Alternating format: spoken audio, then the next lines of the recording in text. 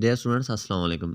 आज हमारा टॉपिक है मुकालमा नवीसी, यानी मुकालमा कैसे लिखते हैं। बेसिकली ये सवाल है 10 नंबर का हमारे सिलेबस में।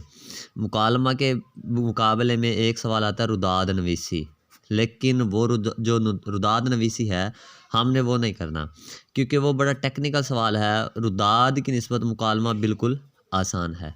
अब हम पढ़ते हैं कि मुकालमा क्या होता है। मुकालमा बेसिकली अरबी ज़ुबान का लफ्ज़ है जिसके मैनी क्या हैं, जिसके मैनी है गुफ्तगू, ज़ुबानी सवाल व जवाब, यानी हम कलामी भी हम इसे कह सकते हैं, बाहमी गुफ्तगू भी कह सकते हैं, बाहमी सवाल व जवाब भी कह सकते हैं। अब क्या है, इसकी तारीफ़ क्या है, दो या दो से ज़ायद, यानी दो अफराद हों या दो से ज़ायद हों, 3 4 5 7 वो जितने भी हो सकते हैं, उनके दरमियान बाज़ाब्ता गुफ्तगू को क्या कहते हैं, मुकालमा कहते हैं।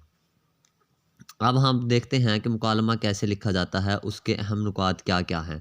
मुकालमा लिखने के लिए अहम पॉइंट्स दर्जा झैल हैं।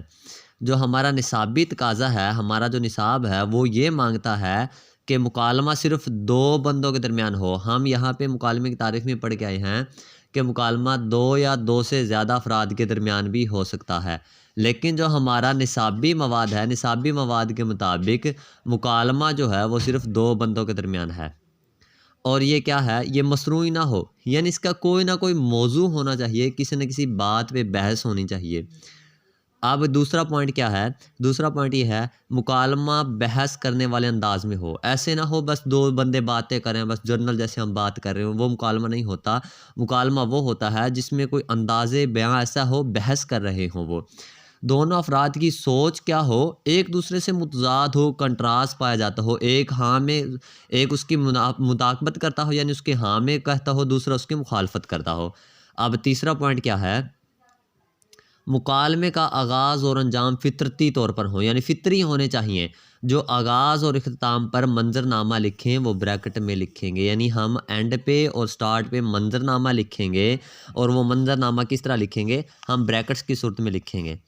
अब क्या है, चौथा पॉइंट इसमें क्या है, किरदारों के पेशा वराना मालूमात का दुरुस्त इस्तेमाल करें, यानी उनकी जो पेशा वराना मालूमात हैं वो बिल्कुल दुरुस्त तरीके से इस्तेमाल करनी है। मसलन किरदारों की जो गुफ्तगू है वो उनकी उम्र के मुताबिक करनी है। ये ना हो हम एक किरदार ले रहे हैं 10 साल की उम्र का और हम उसकी गुफ्तगू करें कि एक 60 साल का बच्चा गुफ्तगू कर रहा है, तो 60 साल वाली गुफ्तगू और 10 साल की उसकी मेंटल एज और फिजिकल एज 10 साल है, और हम उसकी मेंटल एज लगाएं वो 50 साल या मोर देन 50 ईयर्स, तो ये बैड इम्पैक्ट पड़ेगा। उसका मर्तबा के मुताबिक उसकी गुफ्तगू होनी चाहिए। ये ना हो कि वो हो तो जैसे मिसाल के तौर पे एक स्टूडेंट हो, स्टूडेंट अपने मर्तबे के लिहाज से वो करे, ना कि वो एडमिनिस्ट्रेटर के तौर पे गुफ्तगू करे।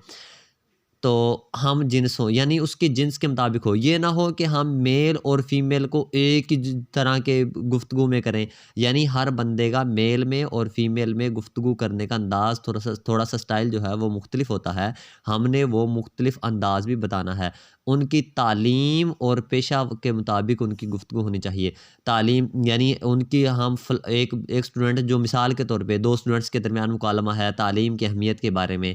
अब ये ना हो दो तालिब इल्म हैं, हम उनकी जो सोच हो, उनकी जो बातें हों, उनकी जो थिंकिंग हो, पॉइंट ऑफ व्यू को हम उनको फ़िलासफ़ी लेवल पर ले जाएँ, नहीं, वो गलत होगा। और पेशा के मुताबिक करना चाहिए। पेशा जैसे गाहक और दुकानदार के दरमियान मुकालमा है। अब जैसे वो गाहक और दुकानदार के जो पेशा है वो गाहक का दुकानदार का क्या है, चीज़ें फ़रोख्त करना, दुकानदारी करना। अब ये ना हो कि वो दुकानदारी करने की बजाय वो सियासत की बातें छेड़ के बैठ जाए। अब सियासत उसका पेशा नहीं है, या कोई और पेशा, जैसे एक दुकानदार है वो तालीम के मौजू पे बहस करना शुरू कर जाए, नहीं, उसका पेशा क्या है, उसका पेशा तिजारत, यानी चीज़ें लेना देना। तो वो अपने पेशे के मुताबिक बात करेगा, ना कि वो फ़ौज के बारे में बात करेगा, डिफेंस के बारे में बात करेगा, या किसी और हवाले से अपने पेशे से हट के बात करेगा, उस पे बैड इम्पैक्ट जाएगा। उसके बाद क्या है, गुफ्तगू रोज़मर्रा आम और सादा बोलचाल वाली होनी चाहिए, यानी गुफ्तगू बिल्कुल आम हो, सादा हो, रोज़मर्रा हो। और बनावटी अल्फाज जो होते हैं, अल्फाज का मद्दोजज़र जो होता है, जो हम आला दर्जे के अल्फाज इस्तेमाल करते हैं, शायराना अल्फाज, फ़लसफ़ियाना अल्फाज इस्तेमाल करते हैं, वो बनावटी अल्फाज हमने हरगिज़ इस्तेमाल नहीं करने। और जो मुकालमा है वो मुख्तसर भी हो सकता है, और क्या हो सकता है, वो तवील भी हो सकता है, लेकिन क्या होना चाहिए, लेकिन वो अपने मौजू से ना हटें। यानी मुकालमा खा आप तवील लिखें खा आप मुख्तसर लिखें, लेकिन क्या हो वो अपने मौजू से न हटें। आप मुकालमे की लेंथ का है, आपके जो आंसर शीट है कम अज़ कम वो 2 पेजेस ज़रूरी होने चाहिए मुकालमे के लिए लिखने के लिए। डियर स्टूडेंट्स, उम्मीद करता हूँ कि आपको समझ आ गई होगी, और जो इस हवाले से ना समझ में आए काइंडली आप वो मुझसे पूछ सकते हैं।